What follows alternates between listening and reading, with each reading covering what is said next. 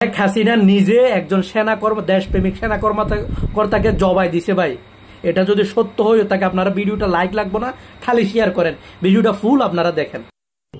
জাতির শ্রেষ্ঠ সন্তান দেশপ্রেমিক সেনা কর্মকর্তা মেজর বজলুল হুদাকে ফাঁসির মঞ্চেই নেওয়া হয়নি। মেজর হুদাকে প্রশাসনিক ভবনের একটি রুমে রাখা হয়েছিল। দুজন করে 4 জনের ফাঁসির কাজ সমাপ্তির পর হাসিনা যায় মেজর বজলুল হুদার সেই রুমে। সেখানে আগে থেকেই উপস্থিত ছিল কাশিমপুর থেকে আনা হিন্দু জল্লাদ। যেভাবে কোরবানির গরু জবাই করা হয় ঠিক একইভাবে 4 জন মেজর হুদার শরীর চেপে ধরেছিল, আর হাসিনা মেজর হুদার বুকের উপর এক পা দিয়ে চেপে রেখেছিল, আর সেই হিন্দু জল্লাদ জবাই করেছিল। প্রত্যক্ষদর্শীর বর্ণনা থেকে জানতে পারি, জবাইয়ের সময় কিছু রক্ত ফিনকি দিয়ে হাসিনার শাড়ির বেশ কিছু অংশ ভিজে যায়।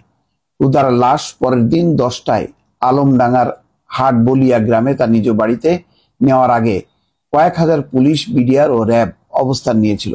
লাশ নেওয়ার সাথে সাথেই র্যাবের ঊর্ধ্বতন কর্মকর্তারা 5 মিনিটের মধ্যে লাশ দাফনের জন্য চাপ দিতে থাকে তার পরিবারের সদস্যদের। কিন্তু পরিবারের সদস্যরা ও উপস্থিত মানুষের চাপের মুখে র্যাব কর্মকর্তারা পিছু হটে। কফিন খোলার পরে দেখা যায় লাশ অর্ধেক ডুবে আছে রক্তের মধ্যে। আবার গোসল করানোর জন্য লাশ নামানোর পর দেখা যায় মেজর হুদার গলা কাটা, যা জাল বোনার মোটা সুতা দিয়ে সেলাই করা। অর্থাৎ গলা কাটা, তারপরে জাল বোনার মোটা সুতা দিয়ে সেটা আবার সেলাই করা হয়েছে। অনুসন্ধানকালে মেজর হুদার লাশ গোসল করিয়েছিল এমন একজনকে প্রশ্ন করা হয়, হুদা স্যারের হাতের রগ, পায়ের রগ ও ঘাড়ের পিছনের রগ কাটা ছিল কিনা, চোয়ালের নিচে কালো দাগ ছিল কিনা। তাকে বারবার এই প্রশ্ন করা হয়েছিল, কারণ ফাঁসি মঞ্চে থেকে নামানোর পর মৃত্যু নিশ্চিত করার জন্য অনেক সময় হাত, পা বা ঘাড়ের রগ কেটে দেয় উপস্থিত সার্জন। না, উনি দেখেছেন স্রেফ জবাই করা আর হাতের উপর একটু চামড়া ছিঁড়া। সম্ভবত হ্যান্ডকাপ পরানো অবস্থায় জবাই করার সময় হাতের সামান্য চামড়া ছিলে যায়।